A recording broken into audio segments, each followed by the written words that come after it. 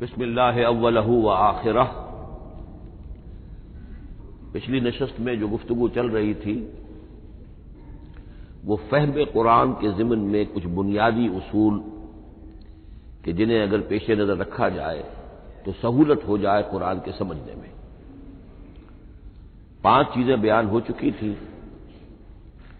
Number 1، قرآن کا اسلوب استدلال منطقی نہیں ہے، فطری ہے، نیچرل اور خطابی ہے، انسان کو خود غور و فکر کرنے اور اپنے اندر جھانکنے کی دعوت دیتا ہے قرآن۔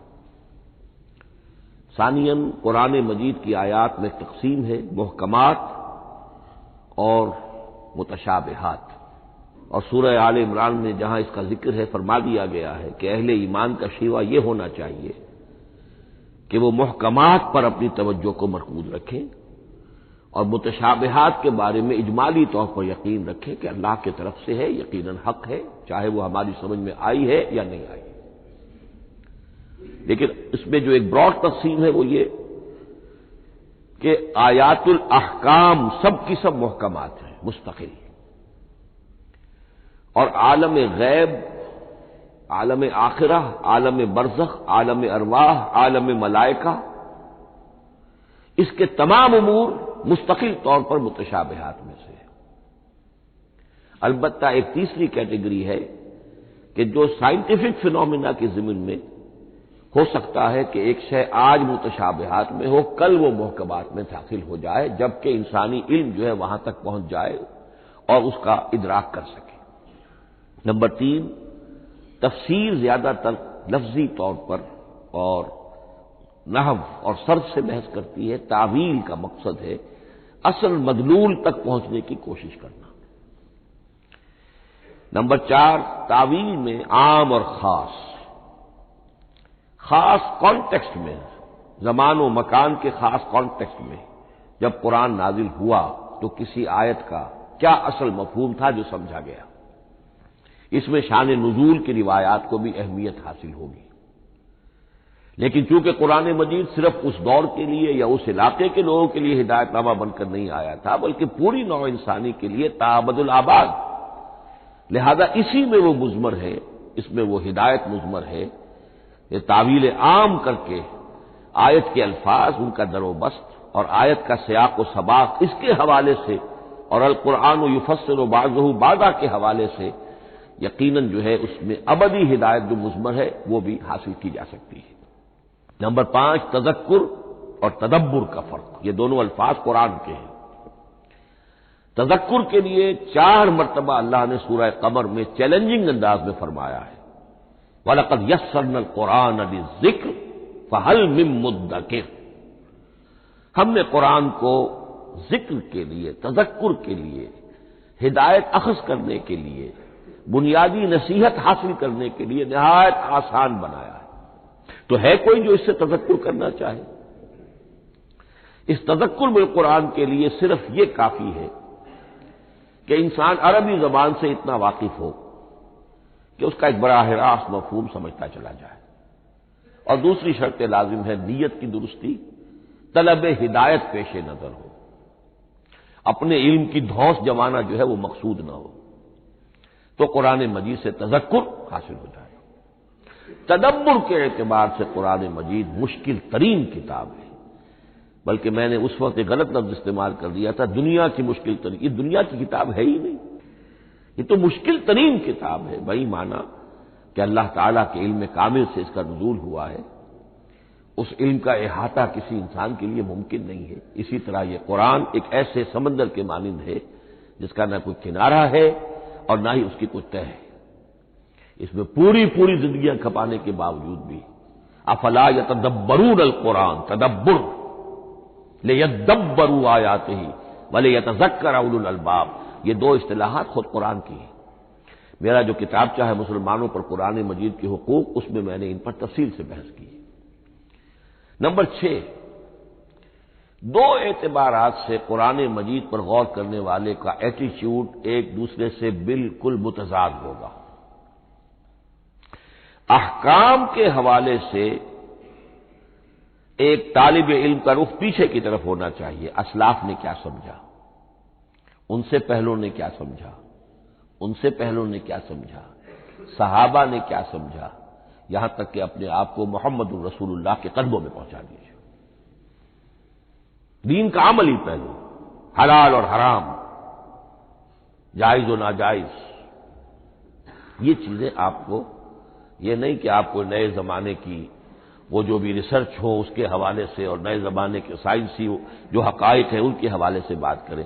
دوڑ پیچھے کی طرف ہے گردش ایام، تو پیچھے سے پیچھے، پیچھے سے پیچھے، یہاں تک کہ مصطفیٰ برسا خیش را کے دی ہم اوس اگر بہو نہ رسیدی تمام مولا.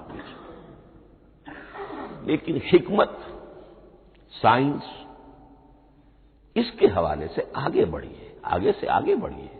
وہ تو میں عرض کر چکا ہوں کہ وہ جو فینومینا قرآن مجید میں سائنٹیفک مذکور ہیں ان کی اصل حقیقت جو ہے وہ ہمارے اگر اسلاف کو سمجھ میں نہیں آ سکی تو بات سمجھ میں آتی ہے. ابھی اس علم کی سطح ہی اتنی کمزور تھی، اتنی نیچی تھی کہ اس کا ادراک ممکن نہیں تھا. اس میں آگے بڑھیے تو اس میں بالکل متضاد ہو گیا کہ ایک میں زمانے کا ساتھ دینے کی بجائے زمانے سے بھی آگے چلو، اور ایک میں پیچھے پیچھے پیچھے پیچھے، یہاں تک کہ محمد الرسول اللہ والذین معہ، محمد الرسول اللہ والذین معہ، ان کے قدموں تک اپنے آپ کو پہنچا دو. آخری شے فہم قرآن کے ضمن میں، لیکن یہ last but not the least کے مصداق ہے. یہ بات بہت صراحت کے ساتھ مولانا مودودی نے لکھی ہے تفہیم القرآن کے مقدمے میں، اور بہت اہم بات ہے، بہت اہم بات. اور وہ یہ ہے کہ قرآن مجید ایک ایسی کتاب نہیں ہے جسے کوئی محقق اور ریسرچ اسکالر اپنی لائبریری میں بیٹھ کر اور ریفرنس بک سامنے رکھ کر ادھر سے ادھر اور سمجھ لے. اس کے سمجھنے کی شرط لازم یہ ہے کہ جو یہ راستہ دکھاتا ہے اس پر چلنا شروع کرے. ایک ایک قدم کے بعد قرآنی حقائق مزید منکشف ہوں گے، اور مزید منکشف ہوں گے، اور مزید منکشف ہوں گے. جب تک قرآن مجید کے بتائے ہوئے راستے پر آدمی چلے گا نہیں، قرآن کی اصل حقیقت اس پر کبھی منکشف نہیں ہوگی. چاہے تفسیر لکھ دے، وہ تو لفظوں کی بحث ہے، صرف اور نحو ہے یا روایات ہے، وہ جمع کر دیجیے.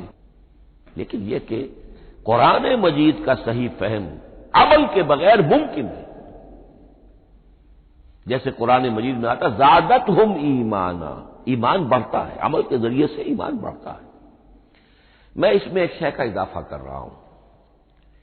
میرے نزدیک قرآن مجید مینول آف ریولیوشن، محمد عربی صلی اللہ علیہ وسلم نے ایک عظیم انقلاب برپا کیا دنیا میں، اور ایک انقلابی جد و جہد کی ہے. دعوت کے قبول کرنے والوں کو منظم کرنا، ان میں سم و طاعت کی عادت پیدا کرنا، پھر ان میں تن من دھن قربان کرنے کا جذبہ پیدا کرنا، پھر ان کا تزکیہ کرنا، ان کی تربیت. پھر جب وہ تیار ہو جائیں تو باطل سے ٹکر، اور اس میں پھر جہاد اور قتال کے مراحل، تاکہ انقلاب آ گیا. اور یہ کہ جاء الحق وزهق الباطل ان الباطل کان زهوقا. اس جد و جہد کے ہر مرحلے پر قرآن نازل ہو رہا ہے، جو اس مرحلے کے جو مسائل ہیں، جو اس مرحلے کے پرابلمز ہیں، جو اس مرحلے کی مشکلات ہیں، ان سے بحث کر رہا ہے. اب اگر کوئی فرد یا کوئی گروہ اس پروسیس میں وہ داخل ہی نہیں، وہ سمجھ ہی نہیں سکتا کہ یہ جو بات کہی جا رہی ہے اس کا اصل محل کیا ہے، مقام کیا ہے، کیوں کہی جا رہی ہے، وہ تو جب اسی قسم کی انقلابی جد و جہد میں کوئی خود مبتلا ہوگا تو اسے معلوم ہوگا یہ تھی وہ مشکل، یا یہ تھا وہ مسئلہ، یا یہ تھا وہ مرحلہ جو اس وقت کی جو جد و جہد تھی محمد الرسول اللہ والذین معہ کی، کہ اس وقت یہ آیات نازل ہوئی. اس طریقے سے مینول آف ریولیوشن میں کہا کرتا ہوں، کیونکہ ہماری جو طب کی تعلیم ہوتی ہے ان میں مینول آف ڈسیکشن، سب سے پہلے جو ہے اناٹمی پڑھائی جاتی ہے اور ڈیڈ باڈی کی ڈسیکشن ہوتی ہے، تو مینول آف ڈسیکشن جو ہے وہ پہلی کتاب ہوتی ہے جو ہمیں ملتی ہے۔ یہ ہوتا ہے، بتایا جاتا ہے یہاں ذرا شکاف دو اور یہ کھال کو کاٹو، اس کے اندر تمہیں یہ نظر آئے گا، یہ فیشیا ہے، پھر اسے اس کے اندر ایک اور شگاف دو، یہ نظر آئے گا۔ بالکل اسی طریقے سے قرآن مجید کی انگلی پکڑ کر اگر آپ چلیں گے تو پھر درجہ بدرجہ قرآن آپ پر منکشف ہوتا چلا جائے گا۔ اور اگر آپ نے اسے صرف ایک اکیڈمک ایکسرسائز بنا لیا، ایک علمی بات ہے، اس سے آگے کچھ نہیں، تو قرآن مجید کا جو اصل لب لباب ہے، جو اصل اس کا جوہر ہے، وہ کبھی منکشف نہیں ہوگا۔ اب آئیے ایک اہم موضوع، اعجاز قرآن کے وجوہ کیا ہیں۔ پہلی بات تو یہ سمجھ لیجئے کہ قرآن مجید کی حقانیت پر بنیادی طور پر دو قسم کی دلیلیں ہیں۔ ایک دلیل خارجی ہے، خارجی دلیل محمد الرسول اللہ صلی اللہ علیہ وسلم کی شخصیت اور آپ کا کارنامہ، الصادق الامین، قد لبثت فیکم عمرا، میں تمہارے مابین ایک عمر گزار چکا ہوں، تم نے مجھے دیکھا، میرا کردار دیکھا، تم نے خود مجھے الصادق اور الامین کا جو ہے خطاب دیا، تو خود حضور کی شخصیت دلیل ہے قرآن مجید کی حقانیت پر۔ اس اعتبار سے ایک مضمون بہت اہم ہے، اور وہ یہ کہ قرآن اور محمد صلی اللہ علیہ وسلم اس طرح ایک دوسرے کے ساتھ جڑے ہوئے ہیں، گتھے ہوئے ہیں، ایک وحدت بن گئے ہیں، ایک آرگینک ہول بن گئے ہیں کہ ایک دوسرے کے لیے شاہد بھی ہے اور ایک دوسرے کے لیے کمپلیمنٹری بھی ہے، جس کے لیے میں دو مقامات سے استشہاد کروں گا۔ سورہ بینہ میں فرمایا لم یکن الذین کفروا من اہل الکتاب والمشرکین منفکین حتی تأتیہم البینہ، اہل کتاب میں سے اور کفار میں سے، مشرکین میں سے جو لوگ جنہوں نے کہ کفر کیا تھا، وہ علیحدہ نہیں کیے جا سکتے تھے جب تک کہ بینہ نہ آ جاتی۔ اب بینہ کیا ہے؟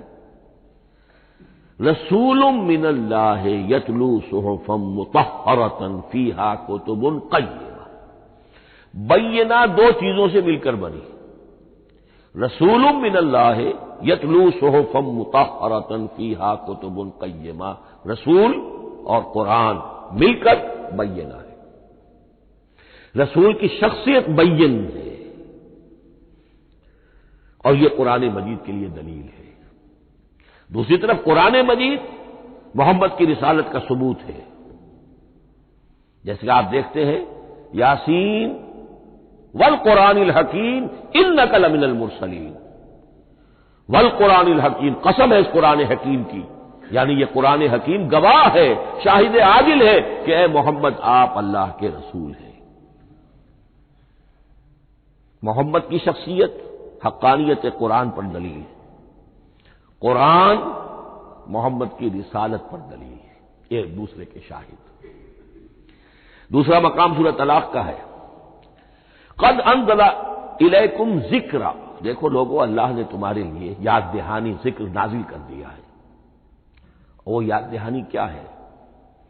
رسولا یتلو علیکم آیات اللہ مبینات، اللہ کا ایک رسول جو تمہیں پڑھ کر سنا رہا ہے اللہ کی آیات بینات، یہ دونوں چیزیں مل کر بینہ بنا، دونوں چیزیں مل کر ذکرا بنا۔ اس حوالے سے یہ دونوں چیزیں ایک دوسرے کے ساتھ یوں سمجھیے کہ اس طریقے سے گتھی ہوئی ہیں، دونوں حقیقتیں اس طرح جمع ہیں کہ ایک دوسرے سے جدا نہیں کی جا سکتی۔ اگلی بات یہ سمجھیے کہ قرآن مجید محمد الرسول اللہ کا اصل معجزہ، بلکہ اس سے آگے بڑھ کر ایک لفظ استعمال کروں گا، واحد معجزہ ہے۔ آپ شاید حیران ہو کہ اور بھی تو معجزات بیان ہوتے ہیں حضور کے، لیکن میری بات سمجھیے، غور کیجیے، ان واقعات سے مجھے انکار نہیں ہے، لیکن جو بات میں کہنا چاہتا ہوں اس کو اچھی طرح سمجھیے۔ معجزہ کہتے کسے؟ معجزہ عاجز کر دینے والی شے۔ اس معجزے میں دو چیزیں ہونی لازم ہیں، دعویٰ اور تحدی، چیلنج۔ جبکہ کوئی خرق عادت کوئی شے پیدا ہو جائے، خرق عادت اسے کہتے ہیں کہ فزیکل لا ایک ہے، پانی، واٹر کیپس اٹس سرفیس، حضرت موسیٰ کا عصا اس پر لگا اور سمندر پھٹ گیا، خرق عادت ہے، یعنی جو عادی قانون ہے، عام طور پر جو قوانین طبعیہ ہیں ان کا پھٹ جانا، ختم ہو جانا، ٹوٹ جانا، اور کسی حقیقت کا اس میں سے ظاہر ہو جانا جو ان فزیکل لاز کے خلاف۔ آگ کے بارے میں قانون کیا ہے؟ وہ جلاتی ہے، لیکن یہ کہ یہ معجزہ ہے، یہ خرق عادت ہے کہ حضرت ابراہیم آگ میں ڈالے گئے، اس نے نہیں جلائے، یا نارو کونی بردن و سلام علی ابراہیم۔ تو خرق عادت کو اب دو قسموں میں آپ سمجھیے۔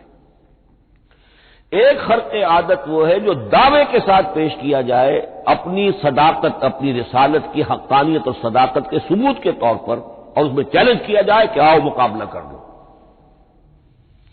وہ اس رسول کا اصل معجزہ ہوتا ہے۔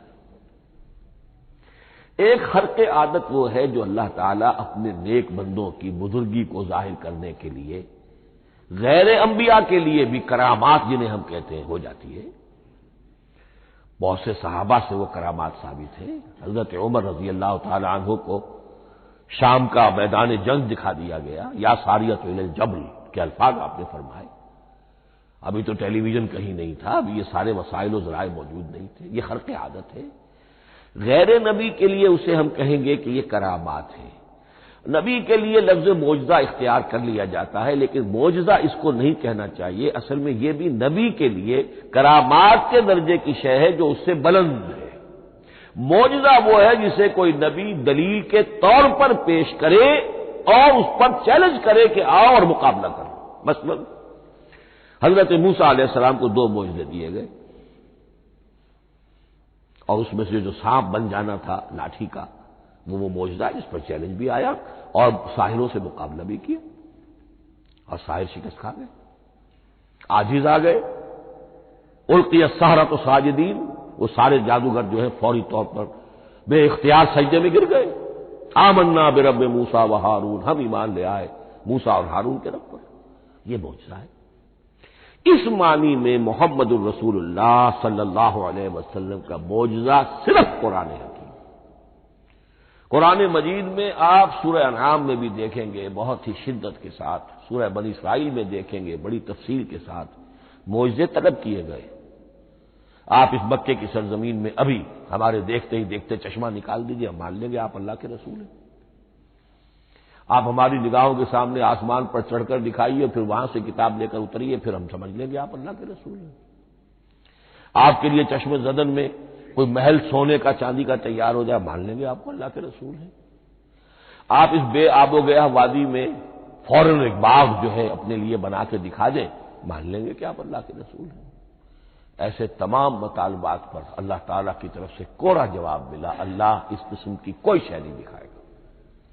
بلکہ سورہ انعام جب ہم پڑھیں گے وہاں تو بہت سی واقعہ یہ ہے کہ اس کو پڑھ کر رقت طاری ہوتی ہے کہ ایک موقع پر ایسا محسوس ہوتا ہے کہ حضور صلی اللہ علیہ وسلم کی طبیعت مبارکہ میں یہ خیال پیدا ہو گیا کہ اللہ کو ایسی شے کو دکھائی دی جائے تاکہ چپ تو ہو جائے، نہ بھی مانیں گے چپ تو ہوں گے، ورنہ تو عوام کے سامنے ان کی دلیل مجھ پر قائم ہو رہی ہے کہ بھائی یہ رسالت کے مدعی ہے، ہم کہتے ہیں معجزہ دکھاؤ، معجزہ نہیں دکھاتے، تو پوزیشن میری جو ہے کمزور ہو رہی ہے۔ وہاں جس انداز میں اللہ نے کہا ہے، ہرگز نہیں، اے نبی اگر آپ کے اختیار میں ہے تو کہیں آسمان پر سیڑھی لگا لیجئے یا زمین میں سرنگ لگا کے کوئی معجزہ لا سکتے ہو تو لے آئیے، ہم نہیں دکھائیں گے۔ رقت طاری ہوتی ہے۔ تو حضور کا معجزہ اس معنی میں صرف ایک ہے اور وہ قرآن ہے۔ اچھا، اس کے لیے کیسے کیسے چیلنج کیے گئے؟ ام یقولون تقولہ بل لا یؤمنون فلیاتوا بحدیث مثلہ ان کانوا صادقین، سورۃ الطور۔ کیا ان لوگوں کا کہنا یہ ہے کہ یہ کلام خود محمد نے موضوع کر لیا ہے صلی اللہ علیہ وسلم؟ تو اگر ایسی بات ہے تو وہ بھی ایسا ہی کلام پیش کر دیں۔ تحدی، اس چیلنج کو کوئی قبول نہیں کر سکا۔ کم سے کم اس شرافت کا اقرار کرنا پڑتا ہے کہ اس وقت عرب قوم میں یہ شرافت تھی کہ کسی نے اٹمپٹ بھی نہیں کی، ورنہ کوئی شخص الٹی سیدھی عبارت لکھ کر لے آتا اور کھڑا ہو کر کہہ دیتا کہ ٹھیک میں کہتا ہوں یہ ہے، یہ قرآن کی طرح کا کلام ہے، نہیں، کسی نے نہیں کیا۔ تاریخ یہ بتاتی ہے کہ اس تحدی کا کوئی کسی نے قبول نہیں کیا۔ اسی طرح فرمایا سورہ بنی اسرائیل میں قل لئن اجتمعت الانس والجن على ان ياتوا بمثل هذا القرآن لا ياتون بمثله ولو كان بعضهم لبعض ظهيرا، چیلنج ہے، اے نبی کہہ دیجئے اگر تمام انسان، تمام جن مل کر بھی چاہے کہ ایسی کوئی کتاب وہ مرتب کر لے، نہیں کر سکیں گے، چاہے وہ سب کے سب ایک دوسرے کی مدد کریں، ہے کہ نہیں چیلنج۔ اسی طریقے سے سورہ ہود میں فرمایا، اب اس کو کہتے ہیں برسبیل تنزل، پوری کتاب نہیں لا سکتے قرآن جیسی، چلو تو 10 صورتیں لے آؤ، قل فاتوا بعشر سور مثلہ مفتریات، اے کہیے اے نبی، سورہ ہود کی آیت نمبر 13 ہے، اس جیسی کوئی 10 صورتیں لے آؤ، 114 نہ صحیح 10 صحیح۔ یہ بھی نہیں ہوا تو برسبیل تنزل اور سورہ یونس میں فرمایا قل فاتوا بسورۃ من مثلہ، ایک سورت ہی لے آؤ، اور اسی کو سورہ بقرہ کے 30 رکوع میں دہرایا گیا، وَإِن كُنتُمْ فِي رَيْبٍ مِّمَّا نَزَّلْنَا عَلَىٰ عَبْدِنَا فَأْتُوا بِسُورَةٍ مِّن مِّثْلِهِ وَادْعُوا شُهَدَاءَكُم مِّن دُونِ اللَّهِ إِن كُنتُمْ صَادِقِينَ۔ لیکن نوٹ کر لیجئے کہ کسی نے یہ جرأت نہیں کی، نہ قرآن کے اس دعوے کو چیلنج کیا، نہ کسی نے مقابلے کی کوشش کی، نہ کوئی اپنی کوئی تصنیف و تالیف یا اپنا کوئی کمپوزیشن لا کر اور یہ دعویٰ کر کے کھڑا ہوا کہ جمع کر لیجئے، منصف بلا لیجئے، کوئی کمیشن بٹھا لیجئے، میرا یہ کلام بھی بالکل ہم وزن ہے اس کلام کی، نہیں۔ اب ہمیں دیکھنا یہ ہے کہ وجوہ اعجاز قرآن مجید کے کیا کیا ہے۔ معجزہ تو یہ ہے، حضور کا اصل معجزہ یہ ہے، لیکن معجزہ کس کس پہلو سے ہے؟ یہ ایک ایسا موضوع ہے کہ جس پر پوری تصانیف لکھی گئی ہیں۔ وجوہ الاعجاز، وجوہ اعجاز القرآن، قرآن کے معجزہ ہونے کے کون کون سے پہلو ہیں۔ اس کا واقعہ یہ ہے کہ احساء ناممکن ہے، اور جیسے جیسے زمانہ آگے بڑھے گا اس کے اور پہلو واضح ہوتے جائیں گے۔ سنوریہم آیاتنا فی الآفاق وفی انفسہم حتی یتبین لہم انہ الحق۔ لیکن یہ کہ کس کس پہلو سے یہ معجزہ ہے، چند موٹی موٹی باتیں ضرور سمجھ لیجئے۔ لغت، ادب، فصاحت، بلاغت، عذوبت، مٹھاس، اس کے اعتبار سے قرآن معجزہ ہے۔ لیکن اس اعتبار سے قرآن معجزہ ہے یا تو تھا اپنے زمانے کے عربوں کے لیے، غیر عرب کے لیے تو نہیں تھا۔ غیر عرب جو ہے قرآن مجید کی جو بھی فصاحت و بلاغت ہے، اس کا جو لٹریری بیوٹی ہے، اس کو تو وہ اپریشیٹ نہیں کر سکتا تھا۔ یہ حصہ جو ہے یا تو عربوں کے لیے تھا اس وقت دائمی، یا آج بھی عرب کچھ نہ کچھ، بہرحال عربی ان کی زبان ہے، وہ پڑھتے ہیں، جیسا کہ میں نے عرض کیا تھا، چاہے عیسائی ہو اور چاہے یہودی ہو، وہ بھی اپنے ہاں لٹریچر کی، عربی لٹریچر کی ہائیسٹ کتاب کی حیثیت سے قرآن مجید پڑھانے پر مجبور ہے۔ ایک پہلو اس کا یہ ہے، اور اسی کے حوالے سے نوٹ کیجئے حضرت لبید رضی اللہ تعالی عنہ، یہ سبع معلقہ کے شعراء میں سے تھے آخری۔ عربوں میں چونکہ اس کا بڑا چرچا تھا شاعری کا، تو ان کا جو سالانہ جشن ایک ہوتا تھا، اس میں وہ بہت بڑے بڑے شعراء سب جمع ہوتے تھے، اپنے اپنے قصیدے پڑھتے تھے، اور جس کا قصیدہ سمجھا جاتا تھا کہ سب سے اعلیٰ ہے، سب سے بلند ہے، سب سے عمدہ ہے، اب اسے اس سال کے لیے وہ گویا کہ ملک الشعراء اس کو مانا جاتا تھا کہ یہ شاعروں کا بادشاہ ہے، اور تمام شاعر اسے سجدہ کرتے تھے بالفعل، اور اس کے قصیدے کو کعبے کی دیوار کے ساتھ ٹانگ دیا جاتا تھا، معلق کر دیا جاتا تھا۔ ایسے 60 قصیدے ہیں جن کے مجموعے کا نام ہے سبع معلقہ۔ اس سبع معلقہ جو ہے 7 جو سلسلے ہیں، ان میں آخری حضرت لبید کا ہے، وہ ایمان لے آئے۔ ایمان لانے کے بعد انہوں نے شعر کہنا چھوڑ دیا۔ اس پر حضرت عمر نے ایک دفعہ ان سے کہا کہ لبید اب آپ شعر نہیں کہتے۔ ان کا جواب تھا ابعد القرآن،